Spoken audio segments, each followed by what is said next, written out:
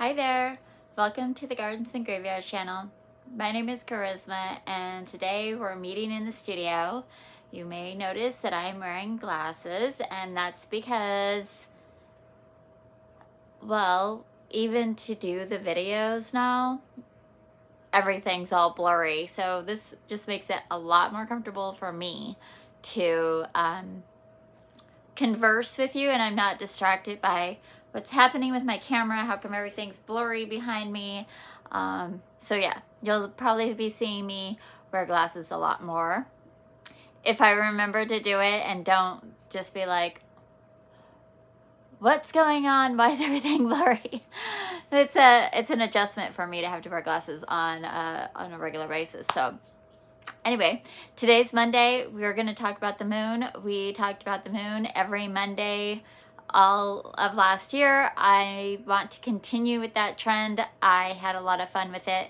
And we are obviously not gardening. It's evening. And it's been pouring down rain for the last couple of days. We've had some breaks in the weather, but not enough to like really get out there and do anything.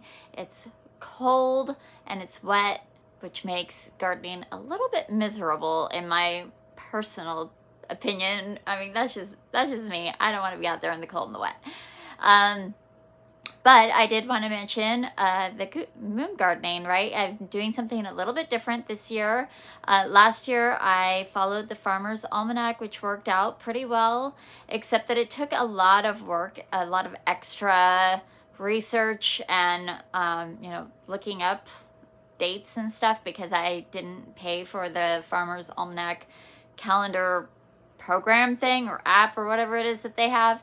So I would have to go back to their website and find the right website and find the little chart, and they only give you so many days for free. So I'd write all those days down and I'd have to go back, and anyway, it's a whole thing and it was fine.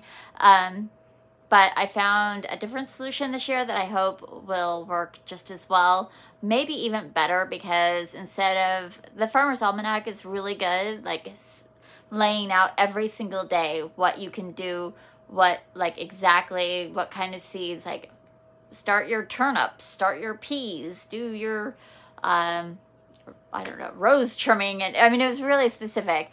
And the calendar that I'm using this year is forcing me to use a little bit more intuition and allowing me a little bit more freedom, I think.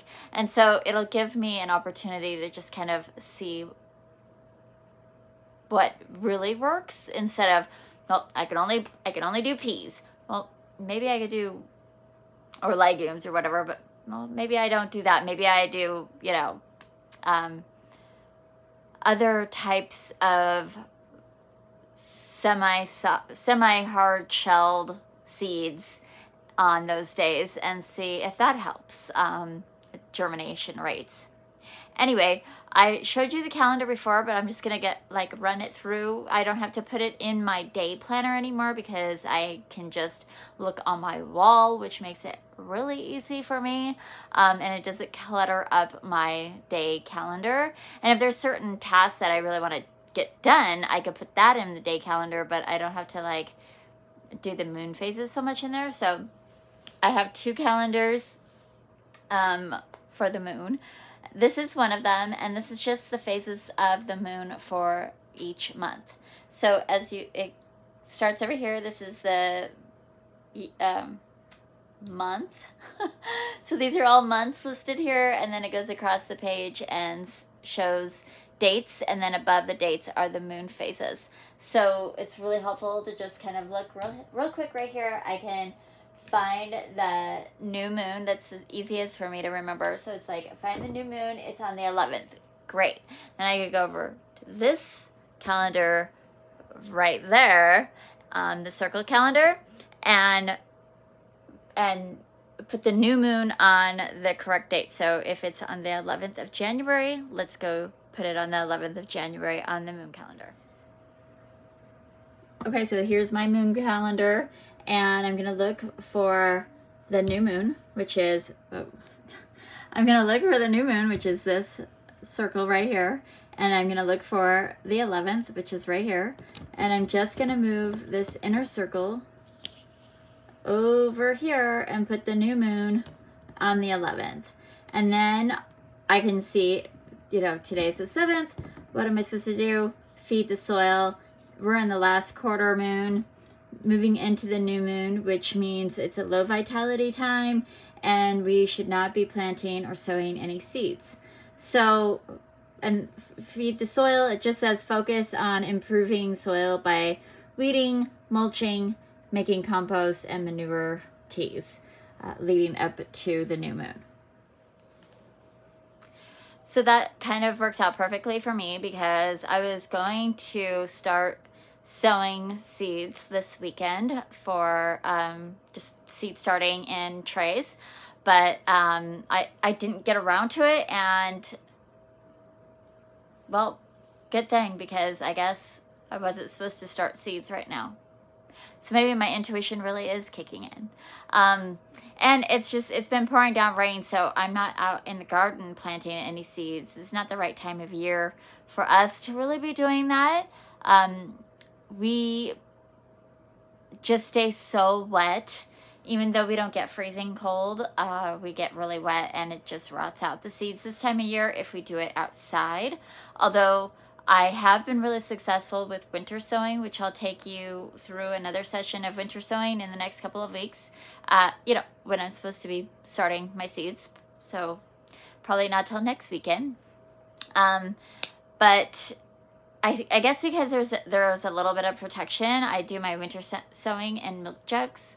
And I can link that down below if you want to get prepared for it. And then we'll go through it together in about a week. But the milk jugs, you know, I leave the top open, the screw cap comes off, and rain can get in there, but maybe it just doesn't get like flooded in there, I guess, so long as there's enough drain holes. I usually do really good with winter sowing, so my seeds don't rot in there, but they do tend to rot when I just put them in like open containers or open ground in the winter here. We'll be focusing more on planting trees and shrubs in the next few weeks. So even though I'm following the moon, so I wouldn't necessarily be doing that today or tomorrow, according to the moon. I also have to take our weather into consideration. So this is where moon gardening gets really tricky for me, because the moon doesn't always coincide with my personal life and the weather. So it just gets a little tricky, but it's been kind of a fun journey, so I'm going to keep going on with it. But I just wanted to check in with you and talk to you about how I'm doing moon gardening again this year and why I didn't start my seeds this weekend. Even though I'm really looking forward to it, it's that time of year where I'm just like so excited to start seeds. Like I haven't gardened in like a month. We did our last like big garden sowing in November, where we did some seed sowing in a raised bed for vegetables. Those are all like 2 to 4-ish inches depending on the vegetable in the raised beds right now. They're looking really good. It's time to thin them out when I get a chance, when it's not pouring down rain. And then we also did a bunch of bulb planting, and after we cleaned up for Christmas, because all of our Christmas stuff is in a storage room, but we pull it out into like a workshop room.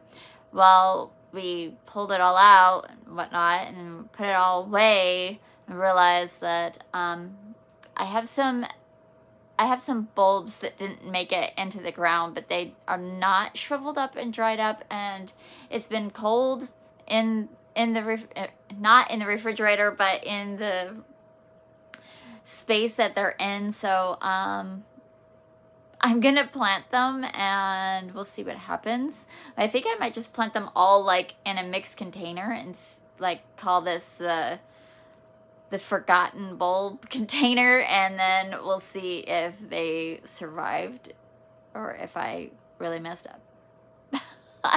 I had laid them out on some benches to dry because when I pulled them out, they had like a lot of wet soil on them, and then the holidays happened and I just kind of forgot they were there. So, hey, that's gardening. We all make mistakes and learn from them, but maybe it'll be fine. I'm certainly not just gonna throw them out and not take my chances. I'll see what happens. So that's it for today. Just a little check-in and chat on this beautiful moon day in January. And I hope that you're celebrating your life, and we will see you in the next video. Bye.